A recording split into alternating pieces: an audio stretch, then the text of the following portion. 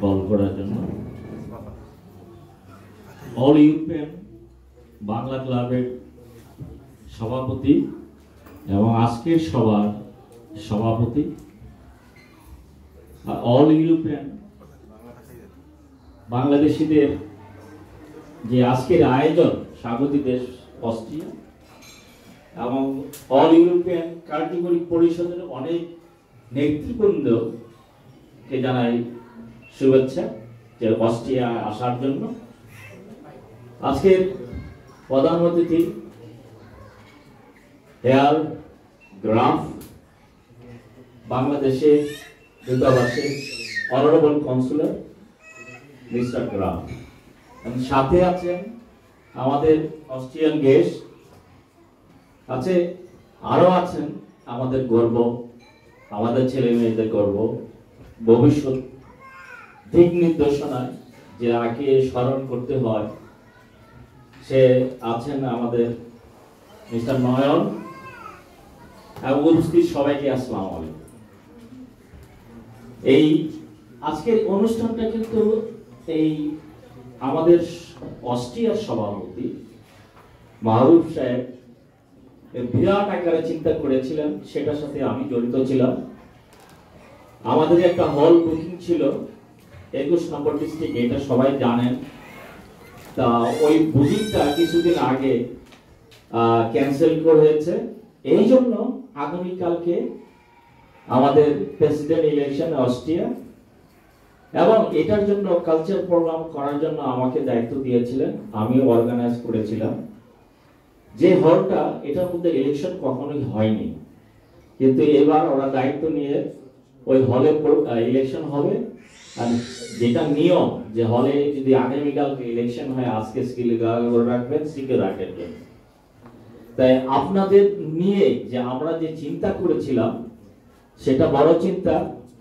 এই চিন্তাকে আগামীতে আপনারা যে তরুণ সব বলে গেলেন, আমাদেরকে একটা সুযোগ দিবেন যে আগামীতে যেন আমরা বড় আকারে এই অল ইউরোপিয়ান বাংলা প্রেস ক্লাবকে সম্মান করতে পারি।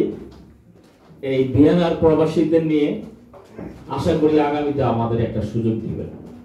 সভাপতি এবং কার্যকরী পরিষদকে অনুরোধ রাখিয়ে যাচ্ছি যে আগামীতে সুইটেবল টাইমে যে আমাদের একটা যেন সুযোগ দেওয়া হয়, আমরা একটা অনুষ্ঠান করব বড় আকারে। বিশেষ করে যে এই যে অক্লান্ত পরিশ্রম করছেন যার যার এলাকায়, এক ব্যাপারটা হচ্ছে যে অস্ট্রিয়ার সভাপতি মাহরুফ সাহেব, যে অস্ট্রিয়ার প্রেস ক্লাবের সভাপতি, ইতালি প্রেস ক্লাবের সভাপতি বা ফ্রান্সের প্রেস ক্লাবের সভাপতি, জার্মানির প্রেস ক্লাবের সভাপতি, তাদের মিলনে একটা হয়েছে all European Bangla press club. এটা একটা মেরুদণ্ড, যাদের মেরুদণ্ড একটা ক্লাব, একটা সংগঠন, এটা মাদার সংগঠন আমি বলতে চাই। এই সংগঠনে কিন্তু আমাদের জার্মানির সভাপতি যিনি আছেন অনেক দায়িত্ব। তারা বিভিন্ন সময় এক এক দেশকে, আমাদের যেমন অস্ট্রিয়া তুলে ধরতেছেন ইউরোপে, এবং বাংলাদেশকে তুলে ইউরোপে বিভিন্ন দেশের যারা দায়িত্ব আছেন তারা ওই দেশের অস্ট্রিয়া, ফ্রান্স, জার্মানি ইত্যাদি তাদেরকে তুলে ধরছেন।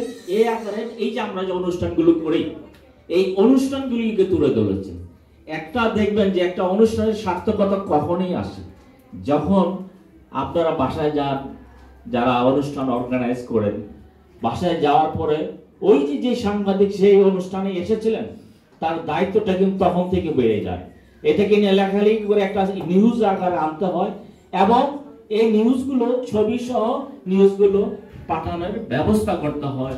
তারপরও অনেকের কাছে ভালো লাগে, অনেকের কাছে ভালো না লাগে, খারাপটা শুনে ভালোটাও শুনে এই সাংবাদিক মহোদয়রা।